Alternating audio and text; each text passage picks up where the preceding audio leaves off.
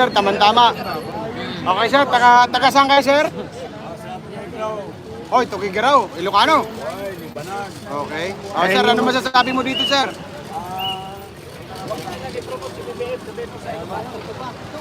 Naparito ako, galing pa ako sa Davao City. Private, I am in Ilocano and Ibanag. Kaya naparito ako ngayon in support sa advokasya, sa kagustuhan ng taong bayan, na pahintuin ang lahat na napangyayari ngayon na nirustay nila ang kwarta sa taong bayan. Salitang Ilocano sir. Well, napo, kaya mariling kayo amin, napo. At yan kapsat ito, ni si Sir Dabay, na mag-iwas kayo amin. Awisan na kayo amin, nga mapagkaitoy, sa shrine, ito'y EDSA. Sango di Robinson. Ipadama kayo amin, di barikot, di problema, di amin nakakapsat kayo. Basta na kakapsat ko. Mabalin ko mapangkayot ko amin. Riot pagkaan. Sobra na amin din narami din kabikuan. Di administrasyon. Dumog ka mga Kaya taga-Baseco. naman magtanong. Sir, tanong ko lang sir. Ilocano si sir. Negros City. Kalugaran Tagayan. Yung tama nagkita-tama. Tayo kakabsat. Kami nga Ilocano, Cagayano, susuportaran ni Inday Sara. Napatid ni Ma'am Inday kanya mitijay takakanan ni pagtulong ni Tulog. Hindi ko kasi dito, di Cagayan Mali. Tijay susunod na. Bakit sir kayo sino bang binoto niyo dati sir? Ang history ng unit team, doon nangyari sa bahay ko sa Tagum City. November 21, 2021. Sir Ami. Doon ang batiin mo. pinapumpisahan ng Hindi, kilala unit din team. naman kasi ako Doon yan. ang proclamation. Pinakaunang Sir Ami kasi kilala din ako. at saka caravan. Amik, ng thank you unit very team much sa Tagum City, 999. Davao del Norte. That was Dalawang 99. initiated sa 999. kapatid Dalawa na nga. si Cesar Cuntapay. Dalawa. Tatlo pa nga. Bigay ko yung Puta, sunod-sunod. yung Tatlong 999 si Amik. na yun. Tapos, Nagagalit. ang pamilya ko. Kaya ngayon, hindi ko naasahan na ganito ang mangyari. Sa akala ko na mayroong pagbabago sa pagdadala ni Bongbong Marcos dito. Yung pala, ano ang napuna natin, ano ang nakuha natin sa tulong natin. Nangyari, niloko tayo, dinudol tayo. Na sabi niya, babangon muna tayo. Lalo na pala tayo nadapa ngayon sa kahirapan. Lalo na tayo nabaon sa utang. Kaya mga kaibigan, mga kapatid natin na nakikinig ngayon, punta na kayo dito ngayon. Magkaisa tayo. Isisigaw natin ang tunay na kabaguhan sa liderato ng Duterte sa pagtutulong ng kapwa kong mamamayan. Pampato. Laban lang. Ano masabi nyo rito? Tapos na yung kasamaan ni BBM. Puta, marami pa ba ron? Marami pa, no? Red Gov. Panawagan mo. Puta, Rebgov na to, no? Pag natin to, nakakatakot to. Para maraming bago sa konstitusyon. Ang konstitusyon ni Coricom, pabor sa oligarko, tsaka sa mga politiko. Tapos na yung kasamaan ni BBM Martin sa Kaldi sa Tanas. Wala naman sila nagsunod sa batas. Taong bayan na. Batas baluktot. Eto po, magpapasya na. Taong bayan na. Hindi na. kami taong bayan. BBM tandaan nyo sa Marcos. Ayan. Tandaan nyo sa ginagawa nyo dyan. Tuwan-tuwan kayo. Bayaran kayong animal kayo. Matapos yung kasamaan ninyo. Matapos pa rin. Marapit ang eleksyon eh. Ayan po, naipapahayag po nila yung galit nila. Hindi kami papayag. Hindi kami papayag. Na maghari ang kasamaan. O kakasuhan na si Sara ngayon. Yung NBI nasa OBP. Hindi nila takot. Sige, kasuhan. Taong bayan ang dito, mga bata. Para lumabas sa lahat ng tao dito. Diba? Ayun lang naman hindi natin eh. Damputin si Sara. Duterte, ano, Takot sila threat? sa negosyo nila. Takot sila sa negosyo Correct. nila. Correct. Ma-illegal kasi. Ayaw nila imbestigahan. Ayaw. Puro Sara. Ngayon sa lahat. Kanya-kanya. Kanya-kanyang bulsa. Bias! Kahit isang project Bias! wala. Bias! Ito na po mga bias na mga vlogger. Kahit isang project walang nangyari. Walang project. Yung bulsa na ni BBM. Ang balas-balas yan. Sinisinghot lang ni BBM. Puta na yun. Ayop ka. Sinisingot lang. Taon na BBM. Halos kalahati lang. Ang ako mo sa amin, pati kayo sa bigas. Wala, hindi kaya. Pogo. Alam na Hindi namin kaya. ang ginagawa ko sa Pogo. Pinalitan mo lang ang pangalan. Yung Pogo, Ng Pogo. yung Pogo pan-China yun. Yung pinalit nila, pang-Pilipino na. Kayari. Tangina nyo. Huwag niyong lukuhin taong bayan. Gising ng kayong taong bayan sa inyo ngayon. Gising na kami ngayon. Kaya pala hindi muna. Pakinggan muna natin tong mga ate natin. Mamaya na tayo.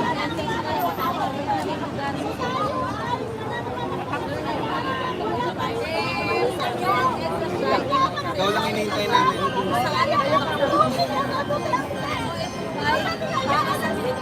Tayo pwede Masingit. saklawan. Yung nagigil. Paano nagkaroon ng EDSA? Ang EDSA rin. Kaya yun, kaya tayong lahat nandito ngayon. Wala ko, hihintayin natin na kumama si Malang lahat ay magtulungan para sa bayan! Ilabas mo. Kaya mo yan. Kaya mo yan, ma'am. Kaya mo yan. Si Bibi Sara mo ipapatay dahil gusto nila na si Tambaluslos ang maging presidente! Siyempre, hindi kami mapayag nun! Dahil si Sara Duterte ang kapatid sa... ang kapatid para sa bansang Pilipinas! Siya anak na pinangako ni Pangulong Duterte na siya ang pagkama sa Pilipinas! Hindi ikaw bangag! At hindi rin si Tambaluslos! Ang may kapatid lang mamuno para sa bayan ay ang mabuting mamamahalan ng kabalakan! Grabe naman yan. Ikaw bangag! Wala kang pakialam sa Nakarating ko, mga pumasok pa ako, boss. Maynila! Pumasok pa. Pinagdali lang ang mga hirap, mas lalong pinahirapan ang bel at Duterte Legacy nasaan? Bakit mo pinatigil? Hindi kami mapayag ng gano'n. Kaya ngayon parang ipaglaban namin kahit wala kami makain. Kahit kulang kami sa pinansa, dito kami galing sa Mindanao. Wala kaming matira dito kahit saan kami nakatira. Basta may naawa sa amin dahil mahal na mahal namin ang bansang Pilipinas. Mahal na mahal namin kaya iniisip namin ang mga taong bayan. Kahit mahirap ako, wala akong perang marami. Iniisip ko pa rin ang taong bayan. Ikaw, napakayaman mo. Lahat ng kayamanan kapangyarihan nasa iyo. Nasaan ang awa mo? Nasaan ang awa mo? Samantalang ako. Wala akong bangko. Wala akong tinago sa bangko. Wala akong pera. Wala akong kapangyarihan. Wala akong kayamanan. Peace and peace. Wala akong bangko. Pero ang puso ko nasa mga taong bayan. Kaya mahal na mahal ko ang Pangulo Duterte. Kasi nakita ko sa kanya kung paano niya makinturan ang taong bayan na mahihirap. Ikaw! Ikaw napakayaman mo ha! Marcos! Mayaman ka! Alam kong mayaman ka lahat ng kapangyarihan nasa ibang bansa lahat! Halos ikaw ang hawak kung mayaman ka! Dapat maawa ka sa taong bayan na mong pinahirap na mas lalong pinahirapan na mga mahihirap! Nasaan ang magiging Pangulo mo na pinangako mo? Na mababa ang bukas! Bukas na 20 kilos! Nasaan? Nasaan ang 20 kilos na bigas para sa ipakaon mo sa mga mahihirap? Wala! Kundi mas lalo ka nagpapayaman! Pero ito, si Tambaluslos nangutang pa para naging manalo siya maging Pangulo! Nangutang siya 3 trillion! Nasaan ang 3 trillion na dapat sa PhilHealth magbigay sa amin? Samantalang ang dami lang walang mga pera! Isa na ako doon! Pero ang puso mo ay nasa mga mahihirap, ikaw wala! Kaya dapat ikaw ang ikulong, ikaw ang pusasan ng mga pulis na nandito nakapaningin sa Malacanang. Ikaw dapat ang pusasan! abusawan, papasit ng malusos. Kayo ang ikulong. Kung hindi nila kaya kayong ikulong sa mga polis nyo. Kami ito ang bayan. Lalaban kami. Ako, ito ko, hindi ako natakot. Uy! Sayang yan, te. Kaya, Tubig. kaya ko hindi kaya ko. Masama ako ko dahil si Metik. si Baby Sara ko tingin patayin para wala na kakampi ang taong bayan. Ang masama ko. Kaya dapat isipin nyo mga taong bayan natin ko ngayon. Isipin nyo ang kalagayan ng bansa na huwag natin iasa sa mga taong walang pagmamahal at walang malasakit. Tubig muna, ma'am. Tubig. Hintayin natin. Last lang, mahaba pa laban. Kaya ganito, alam ko na hindi ako pababayaan ng Diyos. Tanging Diyos lang ang kakampi ko. Hindi ako natatakot na ipaglaban naman. Ginoo ko ang sulit Duterte Family Worldwide para sa pagmamahal sa bayan na hindi mapunta sa mga administrasyon na walang awa, walang tapang at malasakit para sa bayan. Kaya ka tayo mga nandito ngayon, nagdagan pa natin! Pumunta pa kayo, nagdagan pa natin ang punta. Hindi bumaba si Bagak! Kaya yun lang. Nagpo-produce yan. Bumabaha na naman, hindi natin alam kung dito ba na sa loob ng Pilipinas mga manufacturer o nakakapuslit, nakakapasok sa bansa natin. Nanganganib pa ang buhay ng marami. Hindi mo kaya sila. Ang sila lang sa script, hindi ka kasing galing ng pangalawang pangulo dito pa rin pagulugado at proven na may diploma. Right. Professional. Correct. Yes, correct. Nakita na diploma mo sila, nagulog din namin kailangan natin na. Mag-provide ka na lang ng medical certificate kaya. Hair follicle test. Positive sa mga prohibited substances nila. Okay na. Bakit Solve ayaw na kami ron. sagutin yan? Gusto namin, ang namumuno sa amin ay hindi lumalabas sa batas, hindi gumagamit ng pagkakawal ng bigay na gamot. Gusto namin malinaw sa amin, hair follicle test na sir. Hindi pwede lang. Bakit ayaw mo sagutin yan? Mailap ka sa media, hello. Kumusta naman ang mga media dyan? Corrupt na ba kayo? Salamat po sa SMNI, salamat sa POGC, salamat kay Kasotibulo. Yan lang ang nakita kong media na lumalaban sa mga insurgencies, sa mga makakaliwa, at sa mga terorista. Okay? Tapos ang ibang media, walang pilit. Dati galit kayo dyan Diba? Tinatawag nyo magnanakaw, mamamatay tao, tapos yun ang bait-bait nyo, may something sa inyo. There's something wrong. Oh, sir, bumaba ka na, galit na ang taong bayan, hindi nyo to. It's long overdue. Kung hindi mo kaya, andyan naman, binigyan ng mandate na umalinis sa'yo, sa oras na may mangyari sa'yo, huwag naman sana, pakawalan mo naman. Hindi mo na ba mapakawalan? Masarap ba? Ang hinangad mo lang naman yata, nung unang pag-uusap niya, naging pangalawang pangulo ka lang ni Sara. Kaya lang hindi pa handa ang aming Vice President noon. Bata pa nga naman. Napanood ko sa akin. Bago. Kaya pinaubayan niya sa'yo dahil nakakuha ka ng contributory. Tapos, ganito, balik ang droga, balik ang krimen.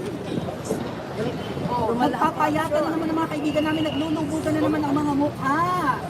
May mga nangangawalang mga bata. Ha? Sa social media na lang namin nakikita, ang mainstream, hindi binabalitan. Ano kaya pinapakain niyo? Parang nakakalimutan na kayo yung Fera. Sir, kung hindi ka bababa, bahala ka. Huwag mong kalilimutan, mas marami ang taong bayan. 120 million Filipinos? O sige, 32 million ang bumoto kay Tito Sara. Paano hindi pa nakaboto? Paano yung hindi pa registered na na-appreciate ang sipag ng pangalawang Pangulo at ang galing ng kanyang ama? Wala ka sa kalitingan ng predecessor mo, sir. Ikaw ba talaga ang namumuno sa Pilipinas? O yung babaeng ahas? O yung halimaw? Na sobrang ambisyon. Napapaliputan ka ng mga ahas. Mga kaliwa, kamag-anak ng mga hayop, sa yaman at napaglansan, mukhang hindi mo kaya, mahirap ka sa media, hindi mo kaya karapitan ng mga vloggers, wala kang spontaneity, hindi ka spontaneous, at unang ka nga sa galing, gusto ka na lang sa script, gusto ka na lang sa baritonong boses na pag may binabasa ka. Sinagot mo nga yung panawagan ng sinagot mo nga yung krepulo ng pangalawang Pangulo, nagbabasa ka pa ng script. Oh. Bakit hindi ka manghingi ng sorry sa binuting nyo? Nanganib pala ang buhay. Hindi mo binigay ang gusto ng pangalawang Pangulo, ipagpatuloy ang Build Project sa kanyang tatay. O eto na ang taong bayan, aantayin mo pang dumami ang tao. Kumusta ang paglalakwatsa mo, sir, sa Dubai? Sorry naman. Ang sarap ng buhay mo, kami dito, nagtatsaga sa buko-salan. Hindi umati ng APEC, tapos nasa abroad mo yan. Ang sarap ng buhay mo. Meron ba dyang Formula 1 race sa hat? Ako, lapit-lapit na. Ang sarap ng buhay mo, sir. Wala kang pakialam sa mga tao sa lansangan. Kasi may paglago Sa mga mahihirap. Ang hirap talaga mag-dinner ng mga kabataan. Kaya grabe ang pagkakabuhay sa atin. Okay? Mag-sorry ka kay DP Sara. Mag-sorry ka sa taong bayan. Deserve namin yan. Huwag mong antayin, traidorin ka ng pinsan mong mataas ang ambisyon. At palabasin niyang si DP Sara ang may gawa niya sa'yo. Total na bitiw ang salita ang pangalawang Pangulo na may inusap na siyang tao, papas lang sa inyo, oras na may mangyari ng sama sa inyo. Baka mamaya pinsan mo ang gumawa niya sa'yo palabasin si DP Sara. Anong gugustuhin mo? Bumaba, mukhang marami na kayo nakamasa. O magurgur ka ng kamag-anak. Yun lang. Maraming salamat. Okay na. Thank you, sis. Ito? Kailangan nyo ba kaya tulong? Due process. Due process, the rule of law.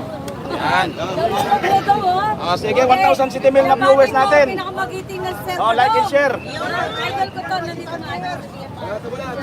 Hello, Boss Pab, dito tayo sa medyo malilim.